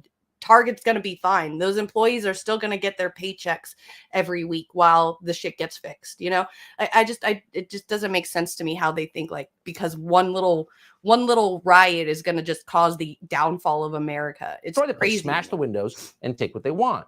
We know that because it happened on Sunday in. He took condoms. Now, this town was not starving. No, they didn't steal food. They stole beer, condoms, and cigarettes. Oh well. Oh well.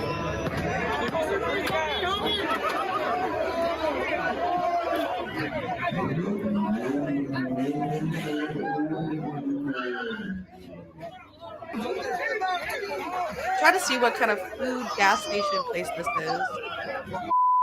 Almost looks like an AM PM.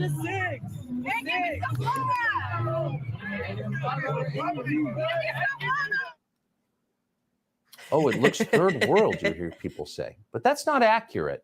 Very few third world countries would put up with that for a minute. El Salvador is far safer than Los Angeles. In Los Angeles, criminals control the stores and the streets. I give you a secular amen for that, Rick. That's a good one. Aren't enough police to respond. And of course, they know that perfectly well. And that's why the people who looted that store then did burnouts in the street while the store was being looted. Watch this. I love how he makes this one scenario look like California's going to shit too. Like, oh my God, it's so bad. People were doing donuts in the parking lot of whatever this place is in Compton. Do you know how many street races California has every weekend for probably the last 23 years? Ever since Fast and the Furious came out, every person in California who owns a fast car literally races every weekend out in the boonies, out in the city, finding just a little quarter-mile spot for them to race, and then they do burnouts. Like, this is a normal thing that happens every weekend. I mean, LA has been cracking down on street races for years and years and years and years and years. I mean, I've even been busted in like these street racing things. I had to sit in the parking lot of a Walmart in this huge circle of people in a parking lot of Walmart because all of our cars were there. Everybody's cars, racing cars were there, and the cops were going to go and bust it. They knew what was going to happen, so they all put us all in a big circle, got everybody's names, insurance, blah, blah, blah, and then send us on our way. That was it. Like, they've been doing this. Like, I hate that Tucker Carlson is like, look at what they're doing in Compton after they raided the place. They did donuts in the parking lot. This is just the worst thing ever. Like, this is California culture right here. I'm sorry, but this is California culture. Everybody that's like, every male that's between the ages of 16 and 21 thinks that they are in Fast and the Furious movie. I'm sorry. That's just how California is. You live off the highway here in Texas. They have street races every night. It's just a culture. That's what we do. That's what people do. They like racing cars. I mean, people were out racing cars since I've seen car races since I was a child. I mean, we used to have the Los Angeles racing thing, LACR, before they broke it all down and turning it into a mining facility. We used to have LACR. When I was a little kid, my mom used to have a 12-second Mustang. Like, she would go and take it out to those things. It was a quarter mile and people would race it every day when I was a child. Then when Fast and the Furious came out, it just turned into street racing. Quarter mile turned into, from one street light to the other street light instead of having to go to a racing track. So that's all it is. It's just a culture. It's not like it's something that's bad that's happening to America. Yeah, the rice burners. Yeah, exactly. That's all it is. It's just a culture. Oh, yeah, exactly. When it rains, we all go mudding. Exactly. That's exactly. It's just the culture. It's what we do. Yeah.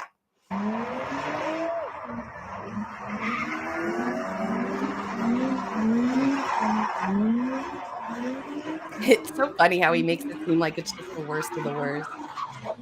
It's a nice little Mustang convertible, That's a though. public street. That's Yep. not a parking lot in a rural area. Yep. That's Los Angeles. Yep. You can't live in a country like that. No normal person Are you kidding me? I live just fine in a country like that. That shit's happening for 23 years and I've lived fine. I've been a part of that stuff and it's fine. Are you kidding me? can live in a chaotic, dangerous country like that. And so the normal, productive people will leave.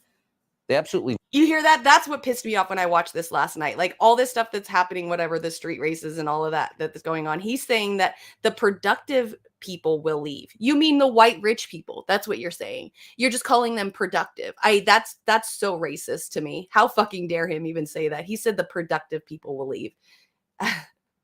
How you cannot just transform that into a racist, like how you could not think that that's not racist is absolutely insane to me. How fucking dare him? So you're telling me that these kids who have rice burners aren't productive because you know how much money it costs to take care of these cars and to turn them into that from a regular stock car into something that they're doing right there?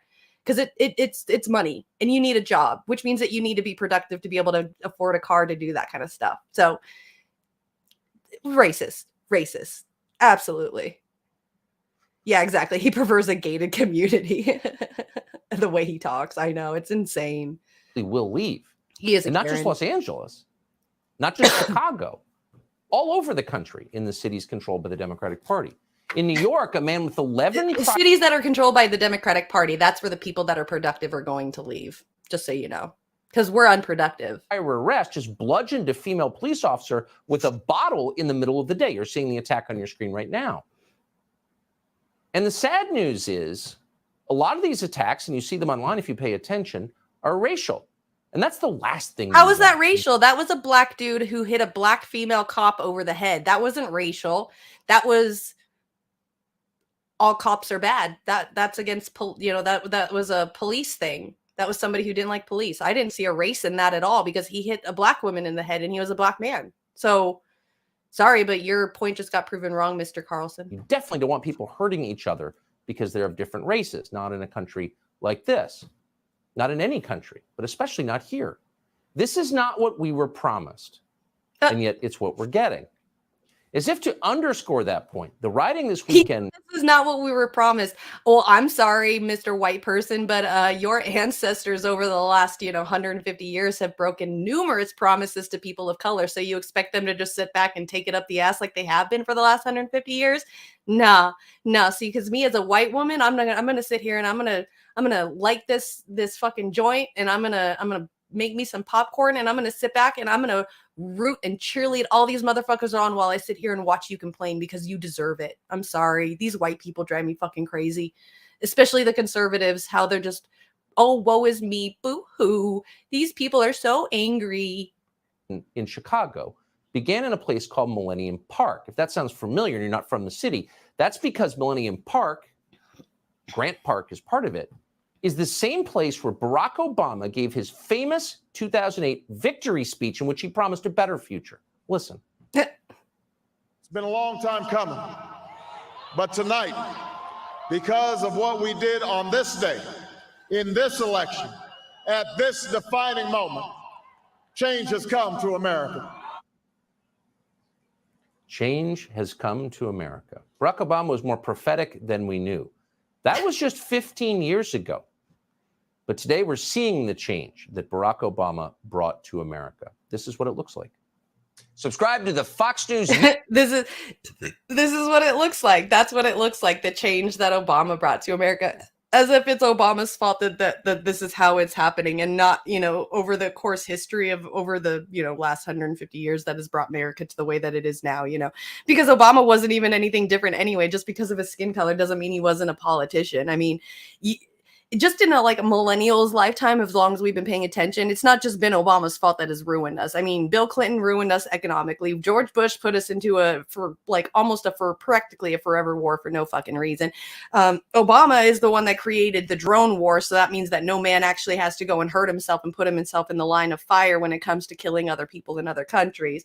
Trump just, is just fucking Trump. And then now Biden is just another, appendage of Obama. So I'm sorry, but because Obama made the change statement at that one park in Chicago is what's ruining America. Like the way that he manipulates it to make it seem like it's just one problems is the reason why. Like, it just drives me fucking nuts. Like yeah. Clown Obama.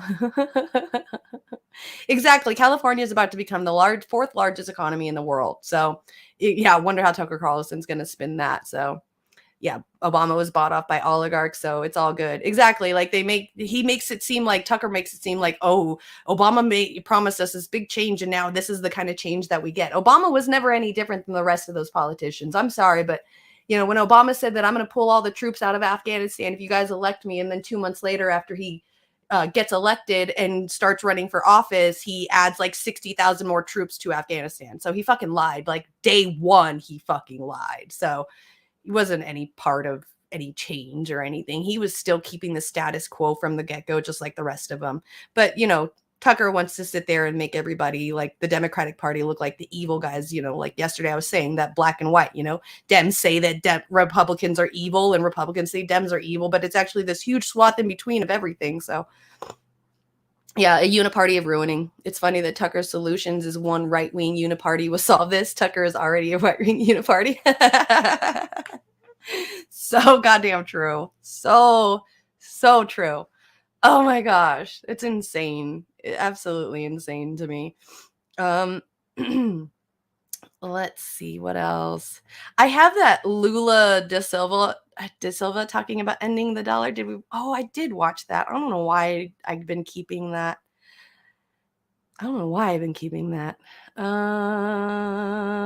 What else do I got? So we did the CEO, we did the 16th birthday party, we did Kennedy, we just watched Tucker, we watched pieces of the China being a police in New York City. I guess that's all I've got for today. Damn, Jimmy. I'm gonna delete all that because you're a G. That's what I'm talking about. Look at that. I finished all of my stuff today. I'm so proud. And it's like right on time. I was so afraid. Every day I'm like, I've got to make. Oh, am I fuzzy again? Come on.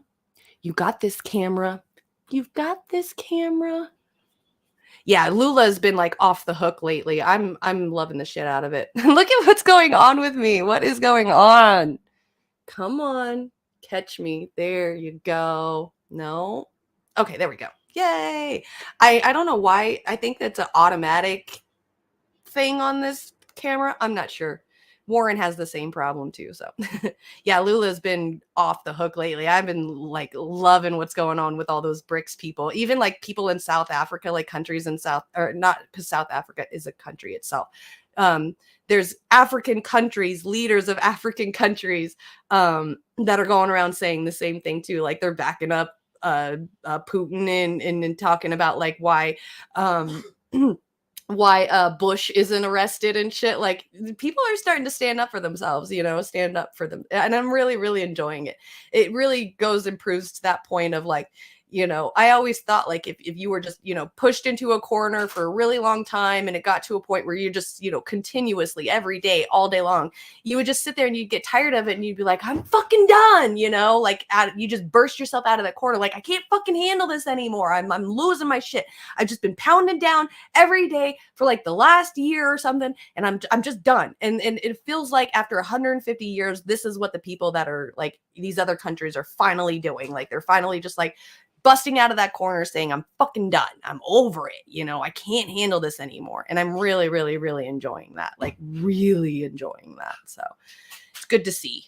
I didn't want to sit here and consider myself as a human being anything special. Like when I was younger, I'm like, I'm born on this earth because there's something big that's going to happen and I'm supposed to be here to witness it and be a part of it and stuff. And I didn't want to be like that once I grew up. I'm like, I'm just another human.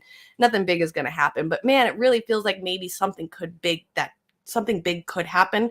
Not just because I always thought maybe the country could have a big change. Now I'm seeing it's worldwide that something could actually change maybe in our lifetime. And I'm really enjoying watching it and sitting back and watching it. So it's fun.